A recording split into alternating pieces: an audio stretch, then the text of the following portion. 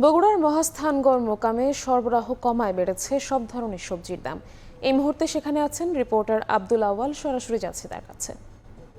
বগুড়ায় মহাস্থানগঞ্জ দেশের যদি অন্যতম আসলে পাইকারি হাট হিসেবে পরিচিত সবজি, সেখানে কিন্তু সব সরবরাহ একেবারেই সব রকম সবজির কমে গিয়েছে। বিশেষ করে শীতকালীন যে সবজিগুলো ছিল সেগুলো কিন্তু আবহাওয়ার পরিবর্তনের সঙ্গে সঙ্গে শীতকালীন সেই সবজিগুলো কিন্তু বাজারে একেবারে নেই বললেই চলে। তবে সবচাইতে করুণ দশা আসলে আলু চাষিদের হয়েছে। বিশেষ করে আমরা দেখেছি যে সকাল থেকে কিন্তু ভোরের আলো ফোটার সঙ্গে সঙ্গেই বিভিন্ন প্রান্ত থেকে আলু চাষি যারা আছেন তারা কিন্তু তাদের যেই মাঠ থেকে কৃষকরা আলু নিয়ে বাজারে এসেছেন। তবে এই আলুর দাম কিন্তু এখানে আসলে পাইকারিতে মাত্র ৫ থেকে ৮ টাকার মধ্যে বিক্রি করতে চাইলেও আসলে কৃষকরা কোনো ধরনের কোনো ক্রেতা খুঁজে পাচ্ছেন না। একেবারে ক্রেতা সংকটে পড়েছেন। অর্থাৎ এখানে যারা কৃষকরা আলু নিয়ে এসেছেন, গত বছরের মতো এবারও কিন্তু আসলে আলুর অব্যাহত যে দরপতন সেটি অব্যাহত থাকলেও কিন্তু না, যারা যে ক্রেতা খুঁজে পাবেন ৫ থেকে ৬০ টাকা বিক্রির জন্য, সেই ক্রেতাও কিন্তু খুঁজে পাচ্ছেন না। তবে করলা সহ যে অন্যান্য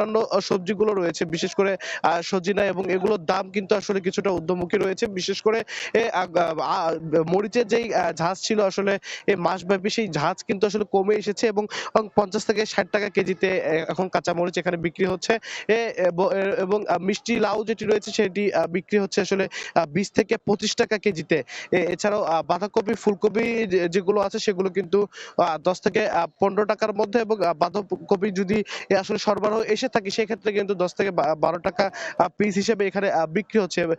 এর পাশাপাশি কিন্তু অন্যান্য যেই সবজিগুলো আসলে রয়েছে সেগুলোর দাম কিন্তু কিছুটা আসলে ঊর্ধ্বমুখী রয়েছে। তবে এখানে কৃষকরা যারা আছেন তারা বলছেন যে এই যেই আলুর যে আসলে অব্যাহত দরপতন, বিশেষ করে যেই এই তাদের যেই সার সহ, কীটনাশক সহ অন্যান্য যেই এই মালামালের যে আসলে দাম বৃদ্ধি, এতে করে তারা কিন্তু আসলে বিপাকে পড়েছেন। এবং সর্বশেষ এই ডিজেলের যেই সংকট, সেই সংকট দেখা দেওয়ার কারণে কিন্তু তারা আরো শঙ্কায় আছেন। তাদের যে উৎপাদন খরচ, তারা কিন্তু আসলে মাঠ পর্যায়ে তাদের যেই কৃষিকাজ সেটির জন্য কিন্তু তেলের সরবরাহ পাচ্ছে না। এতে করে কিন্তু উৎপাদন খরচ আরো বৃদ্ধি পাওয়ার শঙ্কা তারা করছেন। এবং এই যে মহাস্থানগড় পাইকারি যেই বাজার রয়েছে, এখান থেকে কিন্তু প্রতিদিনই এই অসংখ্য ট্রাকে করে এই সব শাকসবজিগুলো আসলে রাজধানী ঢাকা সহ দেশের বিভিন্ন প্রান্তে সরবরাহ হয়ে থাকে। তো বগুড়া থেকে এখন পর্যন্ত এই ছিল আমার কাছে সর্বশেষ।